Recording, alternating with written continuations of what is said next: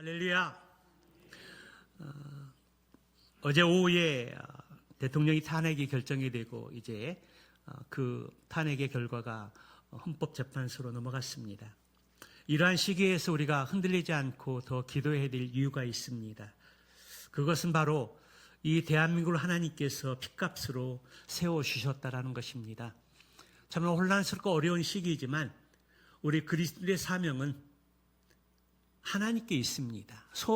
세상에 소망이 있는 것이 아닙니다. 하나님께 있습니다. 그렇기 때문에 어떠하든지 우리의 본분을 잊지 않고 기도하는 가운데 하나님의 뜻을 또 이루고 하나님의 뜻을 또 이루어갈 수 있는 저와 우리 교회가 되시기를 또 주님의 이름으로 다시 한번 간절히 축복합니다. 우리가 지난주에 계속해서 성탄의 이 계절을 통해서 마태복음 2장의 말씀을 통해 예수님이 어떠한 과정과 통로를 통해서 오셨는지 그 말씀에 대해서 나누고 있는데요. 오늘 세 번째 말씀으로 성탄에 대한 사인 사색의 말씀입니다. 우리가 지난주 1장 후반부의 말씀을 통해서 이 땅에 예수님이 오신 목적이 무엇인가에 대해서 말씀을 나누었는데요. 그것은 바로 성령으로 잉태된 예수님께서 동정 마리아를 통해서 탄생하실 때 자기 백성을 그들의 죄에서 구원하시기 오셨다라는 것입니다. 자기 백성, 분명한 신앙의 고백 위에 예수님의 통치와 다스림이 있는 자들, 그들을 주님이 구원하러 오셨다라는 것입니다. 물론 세상의 모든 사람들을 구원하러 오셨지만 특별히 그 구원의 은혜를 누릴 수 있는 사람은 신앙의 고백이 분명히 있는 사람입니다. 예수님의 통치와 다스림 속에 거하는 자가 구원받은 사람이라는 것입니다. 그리고 임마누엘의 이름을 주셨는데 하나님께서 우리와 함께 하심이라. 하나님이 함께 하시는 사람은 모든 사람을 위해서 모든 사람을 위해 함께 하시는 것이 아니라는 것입니다.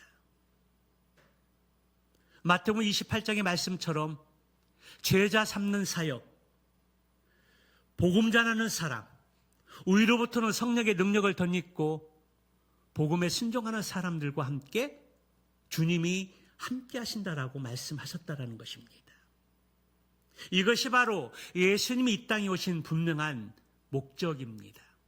그리고 그 목적을 우리의 마음 가운데 새기고 이 성탄의 계절에 어떻게 하시든지 한 영혼을 구원하는 그 일에 순종하며 나아갈 때 우리는 성탄의 기쁨을 새롭게 경험하고 누리고 또 나눌 수 있다라고 여겨집니다.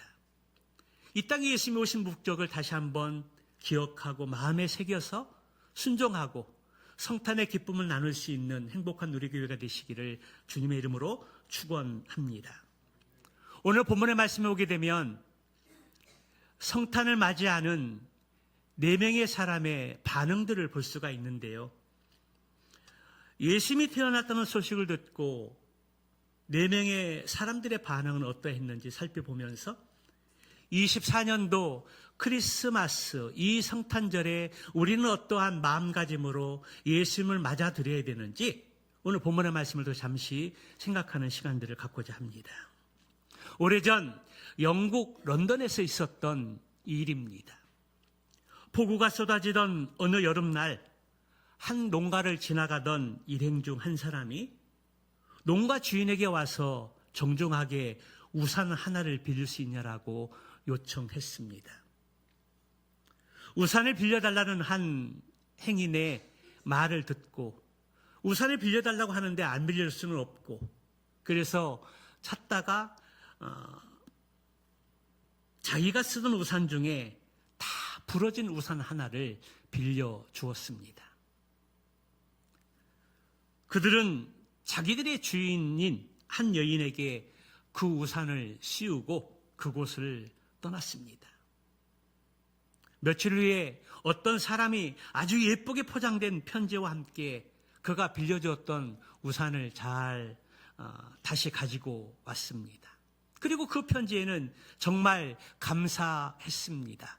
그리고 그 말과 함께 정중한 인사와 함께 우산을 빌렸던 여인의 사인이 기록되어져 있었는데요. 그 사인의 이름은 여왕 엘리자베스라고 사인이 되어 있었습니다. 그때 농부는 가슴을 치며 얼마나 후회했는지 모릅니다. 그런 줄 알았더라면 내가 정성을 다해서 그분을 영접했을 것인데, 그분에게 내가 가진 가장 좋은 우산을 드릴 수 있었을 텐데, 후회했지만 이미 모든 것 지나간 상황이 되고 말았습니다. 여왕을 알아보지 못하고 제대로 대접하지 못했던 이 비극적인 실수가 첫 성탄절을 맞이했던 이스라엘 땅에도 그런 일들이 일어났습니다. 만왕의 왕이시고 만주의 주이신 예수 그리스도께서 유대 땅 베들레헴에 오셨을 때에 그분을 만날 수 있었던 특권을 잃어버린 사람들의 이야기가 오늘 본문에 기록되어져 있습니다. 여러분, 그들이 누구일까요? 첫째는 헤롯 왕입니다. 예수님 출생 당시 유대 땅을 통치하고 있던 그 헤롯은 메시아가 유대 땅에 태어나셨다라는 것들을 동방박사를 통해서 분명하게 확실하게 들었습니다. 이절의 말씀 보게 되면 동방박사들이 말하는 유대인의 왕은 보통 왕이 아닙니다. 일반적이고 평범한 왕이 아니었다는 것입니다. 오늘 본문에 말씀하는 유대인의 왕은 구약에서 약속했던 메시아이시고 우리의 죄와 사망에서 구원하실 왕이십니다. 그리고 그분을 통해 하나님의 나라를 경험하고 그분을 통해 하나님이 어떤 나라인가를 꿈꾸고 소망으로 인도하는 분이십니다. 더 나아가서 우리의 모든 삶의 문제와 염려, 근심, 걱정을 해결해 줄 수 있는 생명의 주가 되시는 분이시라는 사실입니다. 그분이 유대 베들레헴에 태어나셨습니다. 동방박사들은 유대인의 왕이 태어났다고 하니까 일반적인 생각으로 헤롯 궁에 태어났다고 생각을 해서 그 헤롯 궁으로 찾아간 것입니다. 그때 그 나라의 최고의 책임자였던 헤롯, 그 헤롯은 만왕의 왕이 오셨다는데 그분이 어디 계시냐는 동방박사들의 말을 듣고 헤롯 왕의 반응이 어떠했습니까? 오늘 본문의 말씀에 보니까 헤롯과 그 백성들이 큰 소동이 일어났다라고 성경은 증언하고 있습니다. 몹시 당황하고 술렁거렸다라는 것입니다. 여러분, 그 이유가 무엇일까요? 지금 자기가 왕인데 다른 왕이 존재할 수 없다는 것입니다.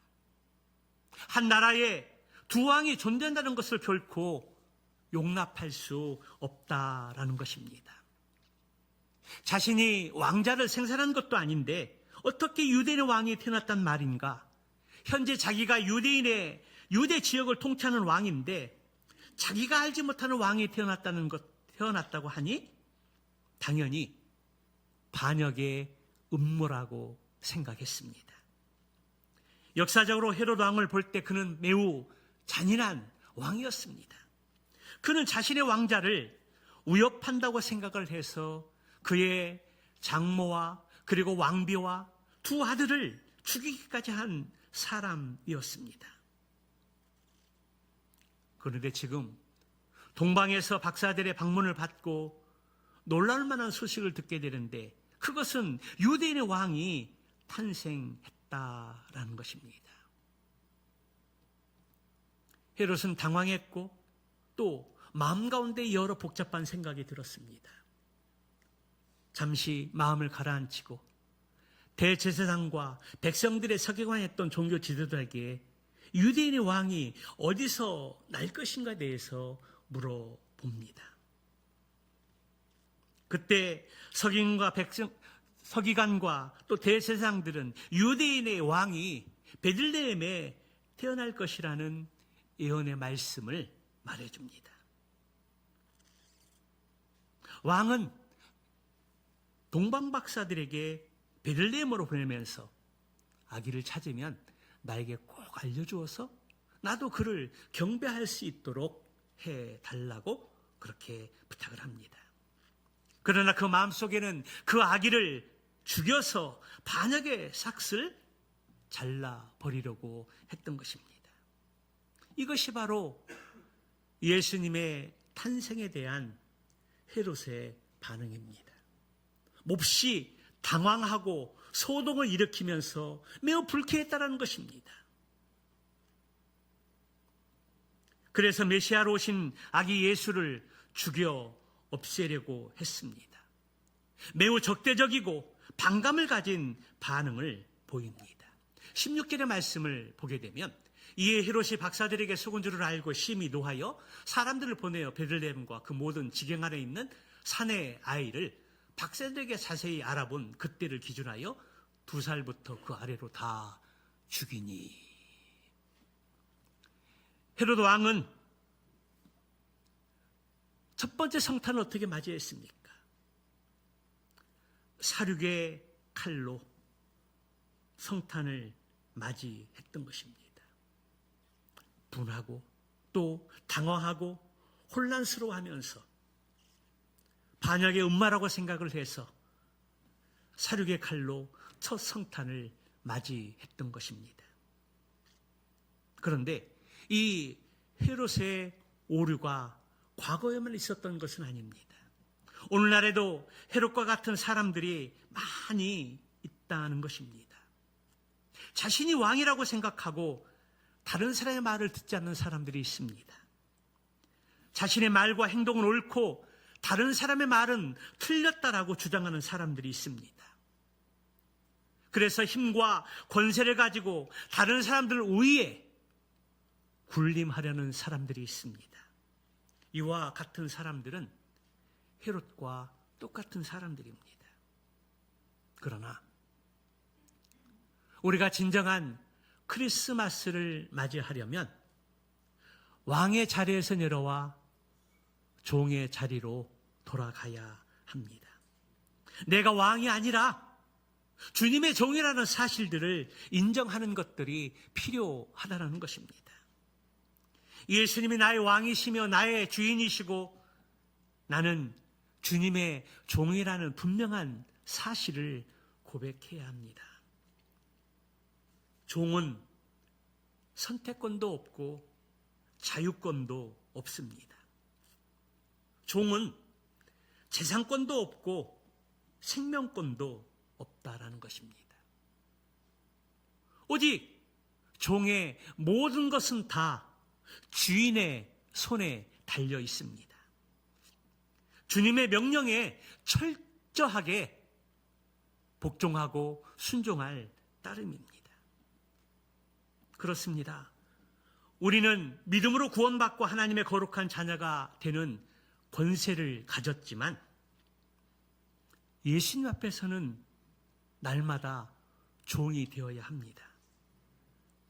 그러나 그 종은 억압받는 종이 아니라 예수 그리스도 안에 구원받은 자유의 종입니다.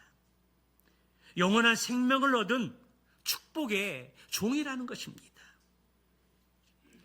그리고 이러한 권세를 누리려면 우리가 주인 삼았던 세상의 모든 것들을 다 내려놓아야 합니다. 내 자신을 비우고 예수 그리스도로 충만하게 우리를 채워야 합니다. 그런데 우리는 우리 자신을 너무나 과신하며 앞세울 때가 많이 있습니다. 자신의 계획과 방법을 신뢰할 때가 있다는 것입니다. 자신만을 사랑하는 이기적인 사랑과 자기의 의의를 부둥켜 안고 욕심을 부리며 살아갑니다. 그리고 그렇게 살면 행복할 것 같고 모든 것을 다 얻을 것 같지만 그러나 노력하면 노력할수록 힘이 듭니다. 그래서 붙잡고자 하는 행복은 신기루처럼 손에 잘 필 듯 않는 것들을 보며 낙심하고 절망하게 됩니다. 그렇습니다. 하나님이 없이 추구하는 그 모든 것들은 다 모래성을 쌓는 것에 불과합니다.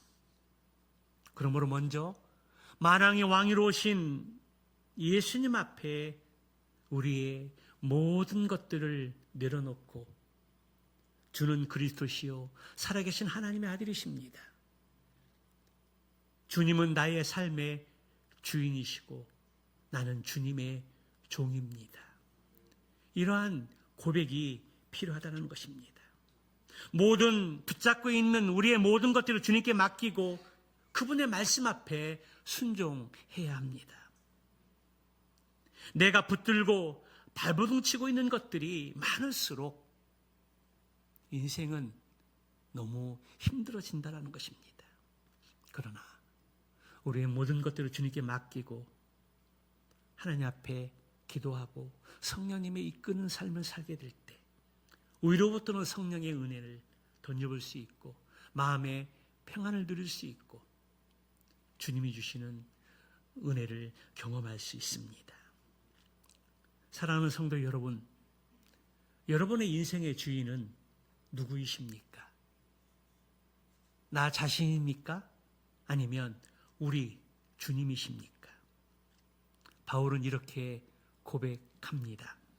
내가 그리스도와 함께 십자가에 못 박혔나니 그런즉 이제는 내가 산 것이 아니요 오직 내 안에 그리스도께서 사신 것이라. 나는 죽고 주님이 사는 인생, 나는 종이고 나의 인생의 주인이 주님이시라는 것, 이러한 고백이 우리의 삶 가운데 있어야 하고 그 입술의 고백으로만 그치는 것이 아니라 우리의 삶 속에서 정말 우리의 주인된 모든 것을 다 내려놓고 하나님 앞에 맡기고 하나님이 말씀을 통해서 주시는 그 음성을 따라 살게 될 때 우리는 바른 성탄절의 의미를 깨달을 수 있고 기쁜 성탄절을 맞이할 수 있습니다. 이 시간 나의 모든 욕심과 정욕을 십자가에 못 박고 주님을 만왕의 왕으로 내 인생의 삶의 주인으로 다시 모시고 확인할 수 있는 믿음을 통해서 뜻깊은 성탄절을 맞이할 수 있는 저와 여러분 되시기를 주님 이름으로 축원합니다. 두 번째, 예수님을 맞이했던 사람들 가운데 예루살렘 백성들입니다. 동방 박사들로부터 유대인의 왕이 태어난다는 말을 듣게 되었을 때 이스라엘 백성들의 반응은 어떠했습니까? 헤롯 왕뿐만 아니라 예루살렘 백성들도 소동했다라고 말씀하고 있습니다. 이 소동했다는 의미가 바로 당황했다는 것이고 그리고 마음이 혼란스러웠다는 의미입니다. 여러분, 왜 예루살렘 백성들이 유대인의 왕으로 태어났다는 소식을 듣고 소동하며 술렁거렸을까요? 구약의 말라기 선지자 이후에 예수님이 성령으로 잉태하시기 전까지 약 400년의 기간 동안은 암흑기였습니다. 그들에게는 소망이 없었습니다. 하나님의 말씀도 끊겼습니다. 성령의 역사가 없었다는 것입니다. 그런데 마리아를 통해서 성령의 잉태하심을 말씀하셨고 하나님이 일하기 시작하셨습니다. 하나님이 역사하기 시작하셨습니다. 이스라엘 백성들에게 희망이 없고 꿈이 없고 절망 가운데 살아가는 이스라엘 백성들에게 하나님이 일하기 시작하셨다는 것입니다. 그리고 동방박사를 통해서 놀라운 말을 듣게 되는데 유대인의 왕, 메시아, 구원자가 태어났다는 소식입니다. 그런 이야기를 듣게 되었을 때 할렐루야 외치면서 하나님을 찬양하면서 하나님께 영광을 돌리면서 기뻐하고 즐거워하며 그분을 맞이하는 것이 마땅하지 않을까요? 그런데 오늘 예루살렘 백성들은 소동했다고 말씀하고 있습니다. 당황하며 술렁거렸다는 것입니다.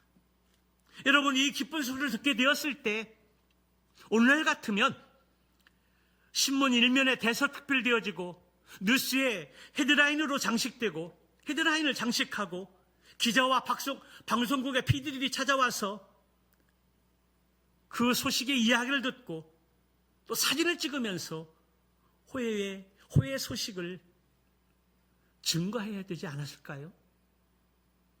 그것이 유대인의 왕 메시아 예수 그리스도가 탄생했을 때 맞이해야 될 합당한 반응들이 아니었을까요? 그런데 예루살렘 백성들은 소동했다고 말씀하고 있습니다. 본문에는 소동했다는 반응밖에 없습니다. 그저 잠깐의 소동으로 끝났다라는 것입니다. 여러분, 왜 이 엄청난 기쁨의 소식을 듣고도 당황함으로 끝났을까요?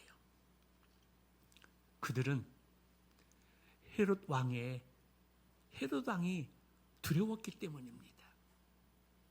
지금 왕이 우리 앞에 있는데 다른 왕이 태어났다는 것은 반역을 꿈꾸는 이야기이기 때문입니다. 헤롯의 눈치를 봤다라는 것입니다. 헤롯의 왕의 기분을 살피면서 눈치를 보고 어떻게 반응해야 되는지 그들이 다른 반응을 보이지 못했다는 것입니다. 그래서 왕의 기분을 적당히 맞추면서 권력이 주는 돈과 권력과 안락함을 추구하고자 했던 것입니다. 이것이 바로 예루살렘 백성들의 반응이요 모습이었다는 것입니다. 우리 어렸을 때는 라떼는 이 성탄절의 날이 1년 12달 가운데 가장 행복하고 복된 날이었습니다.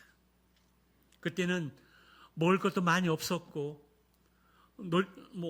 즐길 수 있는 어떤 놀이거리도 많이 존재하지 않았습니다. 그래서 성탄절이 다가오는 12월 달이 되면은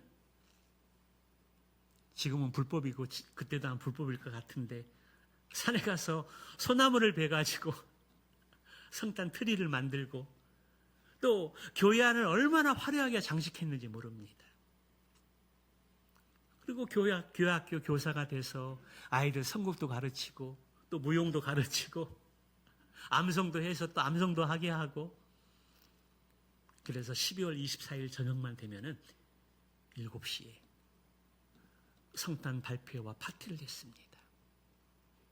성탄 발표가 끝나면 각 기관 부설로 흩어져 가지고 게임도 하고 선물 교환도 하고 국밥 하나 먹고 이제 새벽성을 돌면서 성탄 노래와 또 축복의 노래를 부르면서 성도의 가정을 방문해서 찬양하고 노래하는 가운데 서로 덕담을 나누고 또 축복을 하면서 성탄절을 맞이했습니다.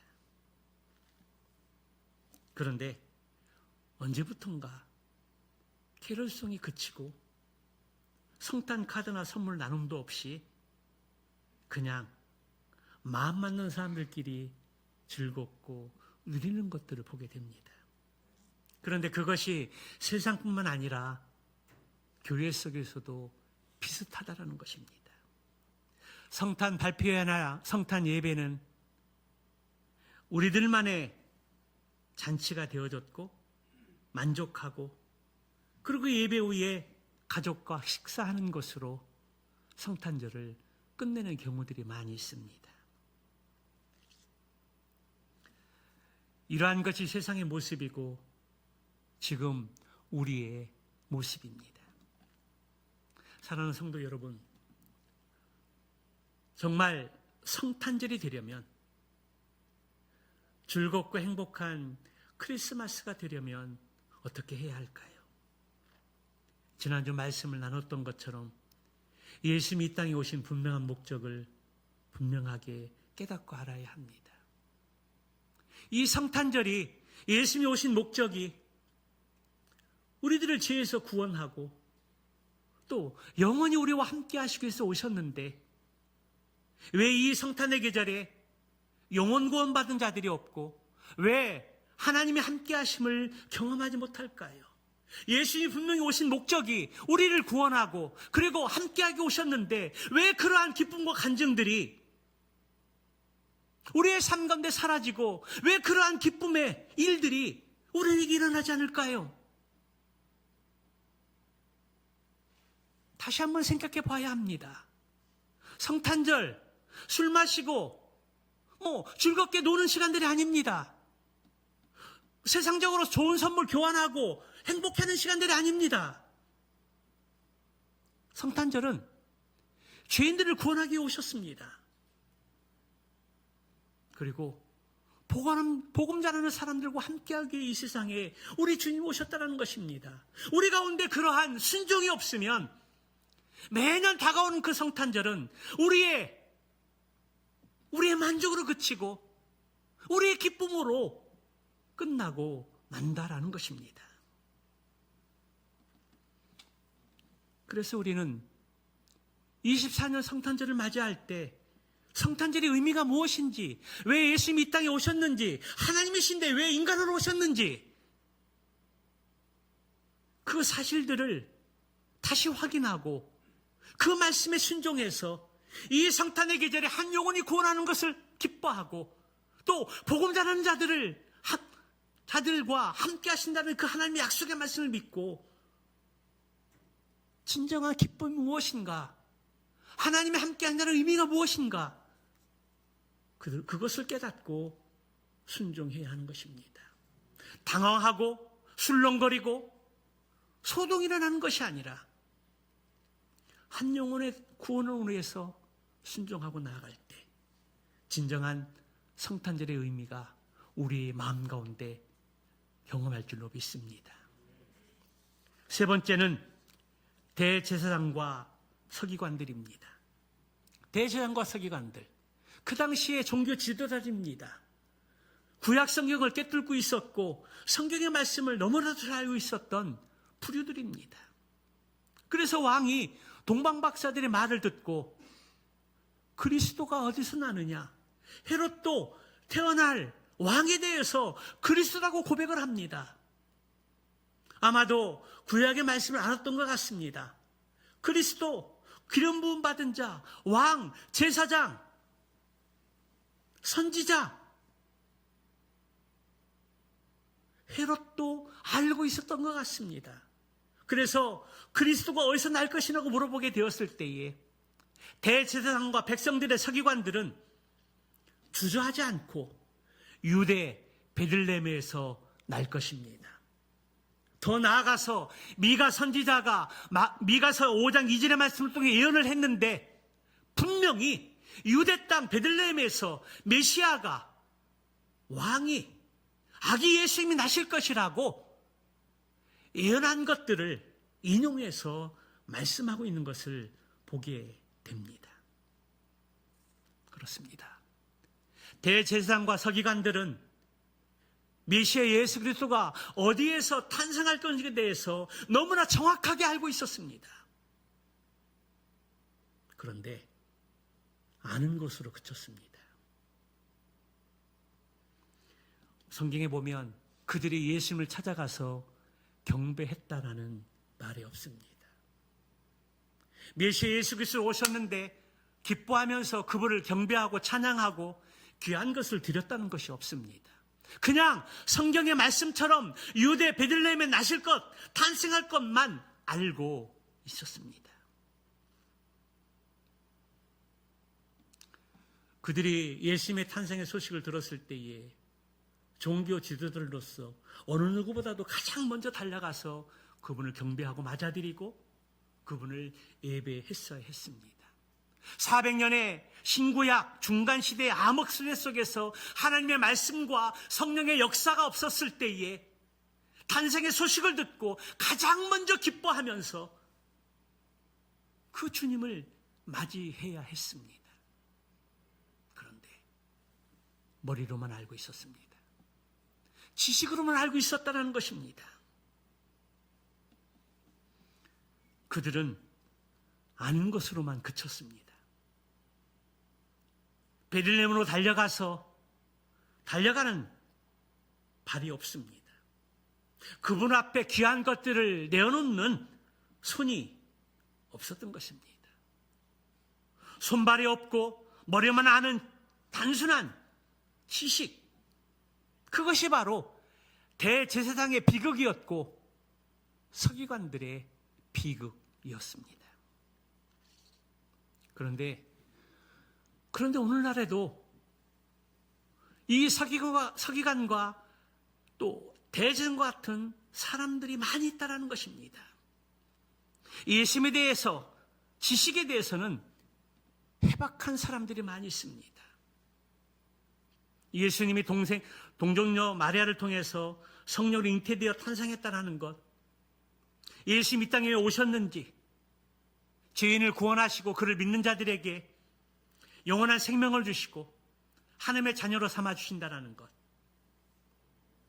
예수님이 나의 죄를 위해서 십자가에 못 박혀 죽으시고 돌아가셨다가 부활하셨다는 것, 믿는 자가 구원받고 믿지 않는 자는 영원히 지옥에 떨어진다는 사실, 이 복음의 말씀을 모르는 사람들 어디 있습니까? 우리 다 알고 있지 않습니까? 그런데 주님이 말씀하시기를 귀신들도 하나님 한 분이라는 사실들을 알고 있다는 겁니다. 귀신들도 다 압니다. 예수님이 어떤 분이신지, 왜 이 세상에 오셨는지 귀신도 다 안다라는 겁니다.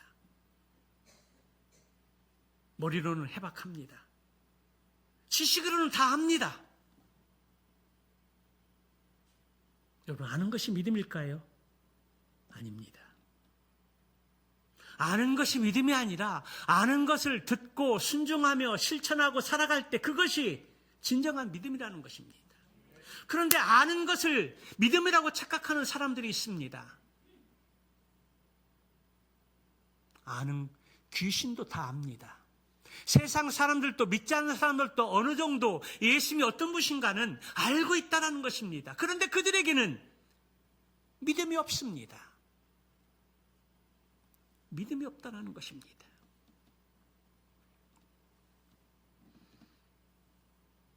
여러분, 그렇다면 오늘 대제사장과 서기관들의 모습을 보면서 지식으로만 알고 지식으로 그치는 이 부류를 보면서 우리는 어떻게 할까요?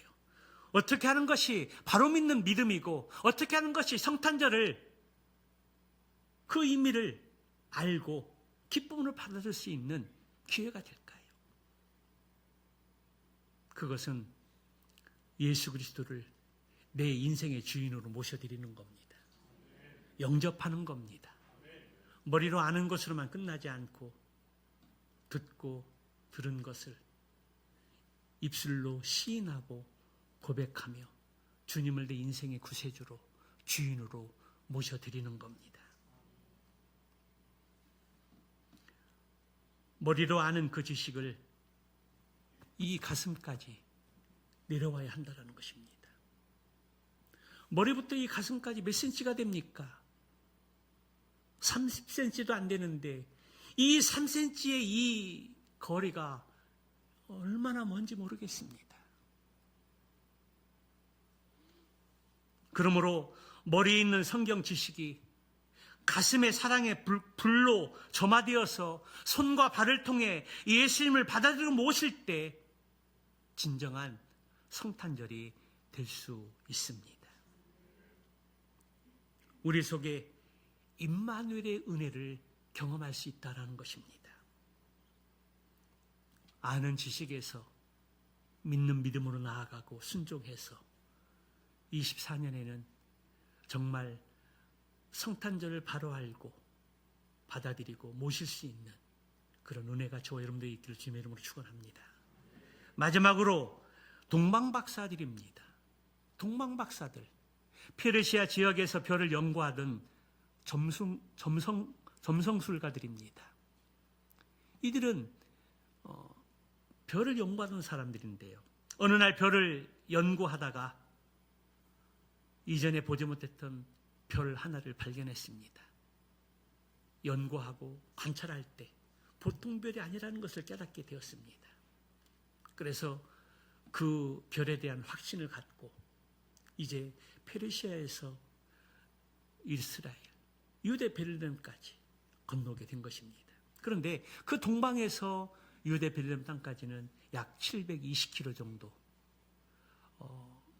20일 정도 걸리는 거리입니다.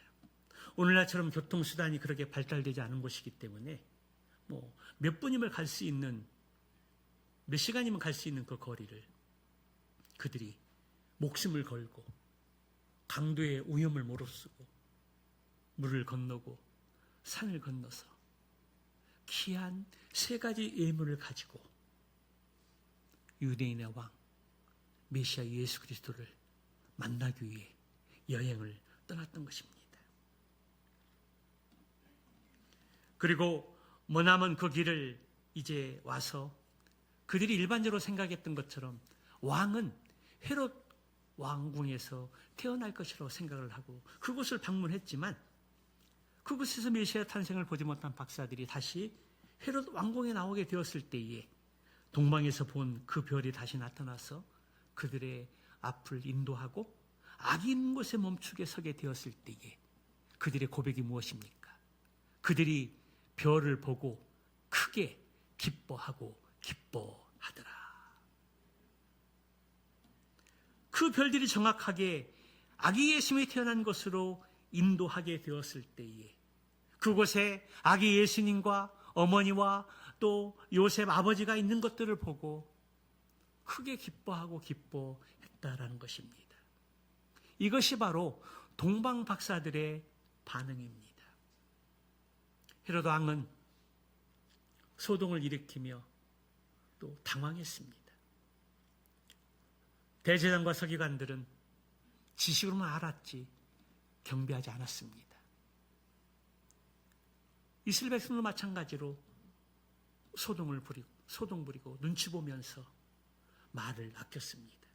그런데 오늘 동방 박사들은 아기 예수를 보게 되었을 때에 크게 기뻐하고 기뻐하며 보배 합을 열어 황금과 유향과 모략을 아기 예수님께 드렸습니다.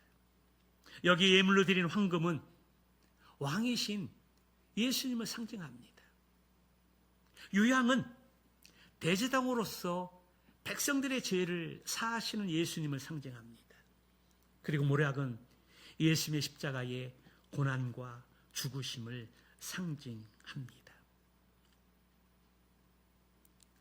동방 박사들은 이 3가지 예물을 아기 예수님께 올려드리며 경배하고 예물을 드렸던 것입니다. 오늘 본문을 보게 되면 동방 박사들은 세상의 왕인 헤롯 왕의 말에 복종하고 따라가는 것이 아니라 별을 통해서 인도하시는 하나님의 인도하심을 받았다는 것입니다. 처음에 헤롯 왕궁에 들어갈 때도, 그리고 헤롯 왕궁에 나와서 아기 예수님이 계신 곳으로 인도할 때도, 그리고 이제 아기 예수님의 경배하고 예물을 드린 이후에 고국으로 돌아갈 때도 환상을 통해서 하나님께서 그들을 인도하시는 것들을 볼 수가 있습니다. 이것이 바로 성탄절을 맞이하는 사인 사색의 반응입니다.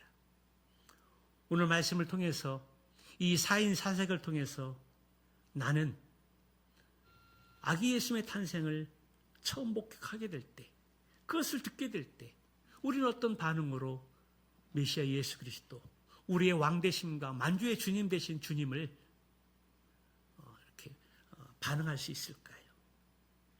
오늘 사인 사색의 반응을 보면서 나는 어떤 사람인가, 어떤 반응으로 지금까지 예수님을 맞아들였는가 깊이 생각하고 묵상할 수 있는 기회가 되시기 바랍니다. 그리고 헤롯의 모습이었다면 왕의 자리에서 종의 자리로 내려와 겸손히 주님을 영접하고, 그리고 소동하고 혼란스럽고 눈치 보고 말을 다 표현하지 못했던 이스라엘 백성들의 모습이었다라면 내 마음속에 뜨거운 마음을 가지고 주님을 영접하고 그분을 경배할 수 있는 기회가 되시기 바랍니다. 더 나아가서 서기관과 대제사장들이 지식으로만 알고 지식으로 주님을 알고 있었던 그러한 것이 아니라 알고 있는 지식을 가지고 주님을 경배하고 예배하는데 나아갈 수 있는 발걸음과 손의 모습이 있기를 축복합니다. 그리고 오늘 동방 박사들이 아기 예수님의 탄생을 목격하고 눈앞에 보게 되었을 때에 가장 크게 기뻐하고 기뻐했던 그 모습으로 나의 가장 귀한 것이 무엇인가를 구별해서 주님 앞에 올려드림으로 말미암아 24년 올해 성탄의 시간은 그 이전의 성탄의 그런 시간들에 또 잘못됐고 알지 못했고 또 순종하지 못했던 그러한 실수의 모습들을 내려놓고 온전히 동방 박사들처럼 하나님을 경배하고 귀한 것을 드려서 24년 이 성탄 크리스마스가 우리에게 참으로 기쁘고 감사하고 즐겁고 행복한 성탄절을 맞이할 수 있는 저와 여러분 모두가 되시기를 주님의 이름으로 축원합니다.